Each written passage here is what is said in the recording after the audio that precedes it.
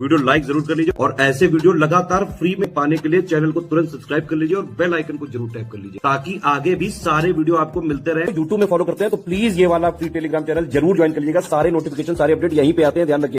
Hello everyone, welcome to ROARO by study for civil services. Myself Alka Pandey. तो दोस्तों, हम पढ़ रहे हैं वर्ल्ड ज्योग्राफी और आज का हमारा टॉपिक रहेगा ओरिजिन ऑफ यूनिवर्स। तो देखिए, the most popular argument regarding the origin of universe is big bang theory. ठीक है, मोस्ट एक्सेप्टेबल आर्गूमेंट जो है वो ओरिजिन ऑफ यूनिवर्स किससे संबंधित, ये बिग बैंग थ्योरी है। इसको एक्सपैंडिंग यूनिवर्स हाइपोथेसिस भी बोला जाता है। इन 1920 Edwin Hubble provided evidence that universe is expanding. ये हमारा यूनिवर्स फैल रहा है, इसका प्रूफ एडविन हबल ने 1920 में दिया था।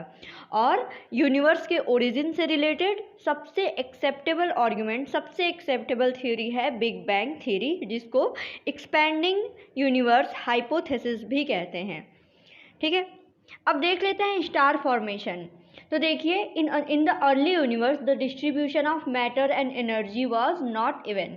ठीक है, शुरुआत दौर में क्या था कि जो मैटर और एनर्जी का डिस्ट्रीब्यूशन था वो हर जगह एक समान नहीं था, लेकिन धीरे धीरे डेंसिटी बदल गई, ग्रेविटेशनल फोर्सेस बदल गए। उसकी वजह से क्या हुआ कि जितने मैटर और एनर्जी थे वो एक जगह इकट्ठा होने लगे। ठीक है, it caused the matter to get drawn together and these form the basis for development of galaxies। ठीक है, और ये जो मैटर एनर्जी वगैरह सब एक जगह, सारे मैटर ग्रेविटेशनल फोर्स की वजह से इकट्ठा होने लगे, इस वजह से गैलेक्सी का फॉर्मेशन शुरू हुआ। अगर गैलेक्सी की बात करें तो एक गैलेक्सी में काफ़ी ज़्यादा नंबर में स्टार्स होते हैं।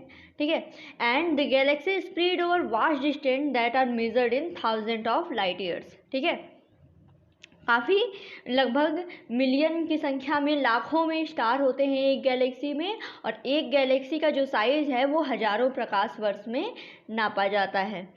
फिर है प्लैनेट की फॉर्मेशन की बात करें तो देखिए, The first rational perspective regarding the origin of planet was probably proposed by French scientist Comte de Buffon in 1749, and according to number of the stars participating in origin of planets, the scientific concept have been divided into two parts। ठीक है, जो star, जो origin of planet के start में जो star जो है वो पार्टिसिपेट करते हैं ओरिजिन ऑफ प्लैनेट में, उसके आधार पर, उनकी संख्या के आधार पर दो कॉन्सेप्ट हैं। एक तो है मोनिस्टिक कॉन्सेप्ट, दूसरा है ड्यूअलिस्टिक कॉन्सेप्ट। ठीक है, सैटेलाइट के बारे में बोले तो satellite is a celestial body that moves around the planets in the same way as the planet moves around the sun. ठीक है, सैटेलाइट क्या होता है, एक सेलेस्टियल बॉडी है, वो उसी तरह से एक प्लैनेट का चक्कर काटती है जैसे एक प्लैनेट सूर्य का चक्कर काटता है। ठीक है, जैसे सूर्य का चक्कर हमारी पृथ्वी काट रही है, उसी तरह हमारी पृथ्वी का चक्कर हमारी आर्टिफिशियल सैटेलाइट या फिर हमारा मून, ये पृथ्वी का चक्कर काट रहे हैं। ठीक है, ह्यूमन मेड सैटेलाइट की बात करें तो एक आर्टिफिशियल बॉडी होती है and it is design by the scientist to gather information about the universe for the communication. ठीक है, it is carried by rocket and placed in orbit around the sun. ठीक है, जिसमें कुछ इनसैट, IRS, ईडूसैट। तो human made satellite क्या होती है, एक आर्टिफिशियल बॉडी होती है जिसको एक रॉकेट के थ्रू लॉन्च किया जाता है। ये या तो ये यूनिवर्स की रीडिंग के लिए या फिर कुछ कम्युनिकेशन सैटेलाइट भी होती हैं। ठीक है, इसमें इनसैट है, IRS है, ईडूसैट है, ये कुछ हमारी आर्टिफिशियल सैटेलाइट्स हैं। एंड अंडर, अगर मोनिस्टिक कॉन्सेप्ट, जो प्लैनेट फॉर्मेशन का मैंने कॉन्सेप्ट बताया, एक मोनिस्टिक कॉन्सेप्ट, एक डुअलिस्टिक कॉन्सेप्ट। तो मोनिस्टिक कॉन्सेप्ट में क्या होता है, Immanuel Kant nebular hypothesis and Laplace nebular hypothesis become famous. ठीक है, मोनिस्टिक के अंडर में कांट की नेबुलर हाइपोथेसिस है और लाप्लास की नेबुलर हाइपोथेसिस है। डुअलिस्टिक कॉन्सेप्ट में चैम्बरलिन एंड मोल्टान की planetesimal hypothesis and James Jean and Jeffrey की टाइडल हाइपोथेसिस है। ठीक है, and H.N. Russell binary star theory भी इसमें ये नहीं, मतलब इसमें इंक्लूड होती हैं डुअलिस्टिक कॉन्सेप्ट में। ठीक है, तो इसमें सिर्फ इतना याद रखिएगा कि मोनिस्टिक कॉन्सेप्ट जो है इसके लिए कांट की नेबुलर हाइपोथेसिस, लाप्लास की नेबुलर हाइपोथेसिस है। ठीक है, और डुअलिस्टिक में ये सब हैं। आगे देखते हैं, universe is a collection of infinite Galaxy. ठीक है, जैसा हम सबको पता है कि जो हमारा यूनिवर्स है वो इनफाइनाइट गैलेक्सी, अनंत संख्या की गैलेक्सियों का कलेक्शन है। And every Galaxy has around 10 billion stars. ठीक है, हर एक गैलेक्सी में लगभग 100 बिलियन स्टार्स होते हैं। And these stars are formed as result of presence of hydrogen and helium gases in their unified form, यानी nebulae. And gravitational force keeps the gases and dust particle in the unified form. Velocity, high temperature and organizational process are factor behind the formation of star. ठीक है, ये देख लिया। तो सबसे पहले क्या पता चला कि यूनिवर्स में ढेर सारी गैलेक्सी होती हैं। एक गैलेक्सी में लगभग 100 स्टार होते हैं। जो नेबुलाई होता है, स्टार के फॉर्मेशन में अगर बात की जाए तो उसमें हाइड्रोजन और हीलियम होता है। ठीक है, और धीरे धीरे velocity, high temperature, organisational process, ये सब जो हैं फॉर्मेशन ऑफ स्टार के पीछे के फैक्टर हैं। फिर है, सबसे पहले अगर स्टार के फॉर्मेशन की बात करें तो देखिए इसके पहले फेज में क्या होता है, प्रोटो स्टार। जो प्रोटो स्टार होता है, it is formed after that the star enters in second phase, that is main sequence star. And star of the size of the sun stage in the phase for around 10 billion years. After this phase, the fuel of star, that is hydrogen, starts getting used up to an extent that the star enters in third phase, that is towards the death. ठीक है, सबसे पहले protostar के बाद वो मतलब सन के बराबर साइज उनकी हो जाती है, जिसमें वो लगभग 10 बिलियंस तक रहते हैं। फिर धीरे धीरे हाइड्रोजन जो है वो कम होने लगता है और स्टार जो है वो अपने थर्ड फेज में, यानी टुवर्ड्स द डेथ, वो प्रोसेस स्टार्ट हो जाती है। फिर जो है सन लाइक स्मॉल स्टार्स में क्या है कि after the red giant phase and nova explosion, if the stellar mass is less than 1.44 solar mass. ठीक है, 1.44 सोलर मास क्या होता है, इसको बोलते हैं चंद्रशेखर लिमिट। ठीक है, इसको चंद्रशेखर लिमिट बोलते हैं, याद रखिएगा। इसमें बताया गया है कि then star will end up being a white dwarf first, then into a black dwarf. Medium size star में क्या होता है, after the red giant phase and supernova explosion, if the stellar mass is between 1.44 to 3 solar mass, then the star can convert into neutron star. ठीक है, और large size अगर stars की बात करें तो which have solar mass 3 times more than that of the sun. These stars have possibility to convert into black hole. ठीक है, जिनका जो सोलर मास होता है वो 3 टाइम होता है हमारे सन के, उसमें उन स्टार की पॉसिबिलिटी होती है कि वो ब्लैक होल में कन्वर्ट हो जाएंगे। फिर है चंद्रशेखर लिमिट की अगर बात करें, which is approx 1.44 with the time the mass of sun, that is 1.4 solar mass, determines the death state of a star. Any white dwarf less than 1.4 mass will remain the white dwarf forever. ठीक है, कोई भी white dwarf हो, अगर उसका solar मास जो है वो 1.4 से कम हो तो वो वाइट डार्फ ही रहेगा. And while a star that exceeds this mass destined to end in the life in the most violent explosion as supernova, creating neutron star और black hole. ठीक है, अगर 1.4 से ज़्यादा है तो सुपरनोवा भी बन सकता है, न्यूट्रॉन स्टार भी, एंड ब्लैक होल्स भी. ठीक है, ब्लैक होल्स का हमने पढ़ लिया था कि अगर सोलर मास 3 टाइम से ज़्यादा हो तो वो क्या होगा कि वो ब्लैक होल में कन्वर्ट हो जाएगा आफ्टर अ सुपरनोवा एक्सप्लोजन. ठीक है, फिर आगे बढ़ते हैं.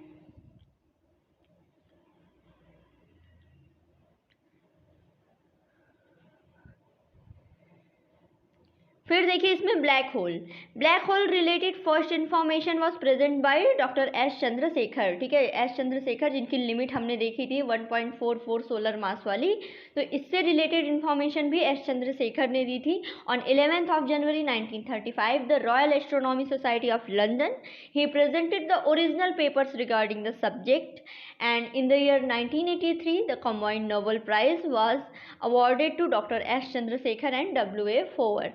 After a nova explosion, the star became death, hence a supernova explosion of a dying star. ठीक है, आगे जो है इसके बारे में इंपॉर्टेंट देखिए, द ग्रेट बियर कॉन्स्टिलेशन, ठीक है, ये भी एग्जाम में बार बार पूछा गया है। इसको क्या बोलते हैं, उर्सा भी बोला जाता है, Ursa Major, big bear and Saptarishi, ठीक है। सप्तऋषि जो आसमान में हमें 7 तारों का समूह दिखाई देता है उसको देखिए सप्तऋषि बोलते हैं, ठीक है। और इसी को आप ये ग्रेट बियर कॉन्स्टलेशन या फिर उर्सा मेजर या बिग बियर भी बोलते हैं। With the help of big bear constellation the position of a pole star can be easily located. It is situated immediately above the North Pole of the earth, ठीक है। Orion nebula की बात करें अगर तो is a diffuse nebula situated in the Milky Way and it is one of the brightest nebulae and the visible to the naked eye in the sky, ठीक है।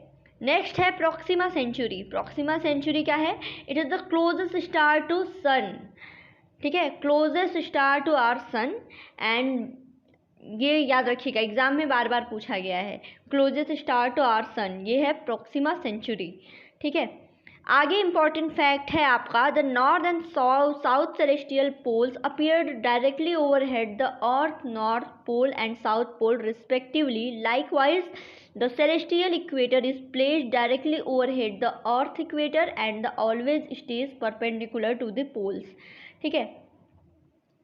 आगे बढ़ते हैं, सन की अगर बात करें, sun is one of the billions star of our galaxy, that is Milky Way, and every star of the galaxy revolve around the galactic center, and the time taken by a star in revolving around this center depends upon the distance between galactic center and the star, ठीक है।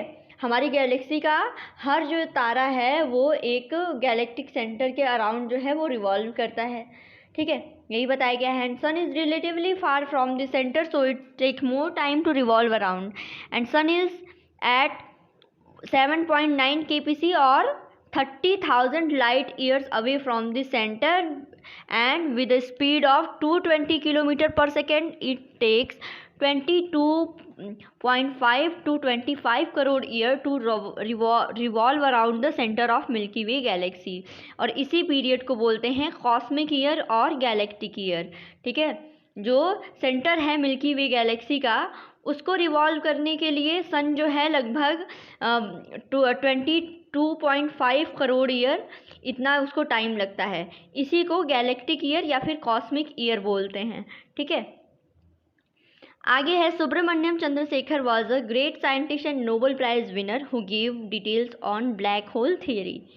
ही is known for Chandrasekhar limit that is 1.44 solar mass, ठीक है, and which shows that there is a maximum mass which is supported against gravity by pressure made of electrons and atomic nuclei, ठीक है, which was derived by Chandrashekhar in 1930, और इसीलिए इनको 1983 में Nobel prize भी दिया गया था इसी के लिए, ब्लैक होल स्टडी और इनकी चंद्रशेखर लिमिट वाली थ्योरी के लिए।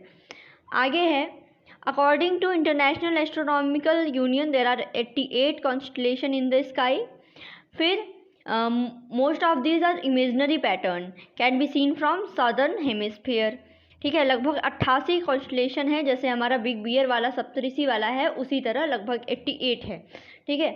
फिर है ब्रिटल स्टार की अगर बात करें, are echinoderms in the class Ophiuroidea are closely related to starfish, ठीक है। ब्रिटल स्टार देखिए, ये पल्सर क्या होता है, ब्रिटल स्टार के बारे में तो देख लिया। पल्सर क्या होता है, celestial body omitting very regular pulses of radio waves. Pulsar जो है सेलेस्टियल बॉडी है जो कि regular pulses of radio wave जो है इसको इमिट करती है। साथ ही क्वासर क्या होता है, quasar is an astronomical object of very high luminosity, ठीक है, क्वासर की ल्यूमिनिसिटी बहुत हाई होती है। पल्सर जो है वो रेडियो वेव जो है इमिट करता है। और क्वासर पाए कहाँ जाते हैं, found in the centre of some galaxy at the distance of billion of light years. Black hole क्या है, is also a cosmic body of extremely intense gravity from which nothing even light can escape and formed by death of massive star, ठीक है। फिर है due to the absence of atmosphere in space the sky appears black and star do not twinkle, ठीक है। Atmosphere की वो absence होने के कारण स्पेस में स्काई जो है हमें काला दिखाई देता है आसमान, और तारे जो चमकते नहीं हैं। और जो तारों का चमकना है, that is twinkling of star is caused by passing of light through different layer of turbulent atmosphere. Similarly, it is due through the atmosphere that light scatters is to let us we see the blue sky. ठीक है। आगे Pulsar के बारे में पढ़ ही लिया आप लोगों ने, जो रेडियो वेव इमिट करता है। ब्लैक होल जान ही रहे हैं। क्वासर क्या है? हाई ल्यूमिनस बॉडी है ये। Are found in the space while brittle star is क्या है? ये स्टारफिश के रिगार्डिंग एक वो है, एक्वेटिक क्रिएचर है। तो ये ब्रिटल स्टार को लेके कंफ्यूज नहीं करना है, ये एक एक्वेटिक वो है, ठीक है, एक्वेटिक क्रिएचर है, ना कि स्पेस से रिलेटेड है कुछ, ठीक है, ना कोई सेलेस्टियल बॉडी है। फिर है constellation is a group of star forming a recognisable pattern and it is traditional name after the apparent from and identify with a mythological figure. ठीक है। फिर है the degrees of celestial poles is equal to the number of latitude of equator from horizon and if observer see stars perpendicular to the horizon that it is located at the equator. ठीक है। बाइट क्या है? Bite is a group of binary digit and bits operated as a unit of computer terminology. ये सभी जानते ही हैं। सप्तऋषि देख लीजिए, Saptarishi is group of star that indicates the direction of pole. ठीक है। तो ये तो रहा सौर मंडल के बारे में थोड़ा सा। ठीक है। आगे इसके बारे में और डिटेल पढ़ेंगे। सारी जितनी भी सेलेस्टियल बॉडी हैं, हमारे जितने प्लैनेट्स हैं, प्लैनेट्स की जो सैटेलाइट्स वगैरह हैं, सब कुछ पढ़ेंगे नेक्स्ट वीडियो में। साथ ही अभी प्रिपरेशन में बिल्कुल लग जाइए, आपका आर वाला पेपर आने वाला है, साथ ही साथ उत्तराखंड का पेपर आने वाला है। ठीक है। उत्तराखंड का भी पेपर आने वाला है, MPPCS का भी एग्ज़ाम होने वाला है, और साथ ही साथ आपका ये है, क्या नाम है, UPSSC का पेट है। ठीक है। तो इसके लिए देखिए GK GS जो है आराम से आप कहीं से भी पढ़ सकते हैं, सबका सिलेबस लगभग सेम ही होता है। ठीक है।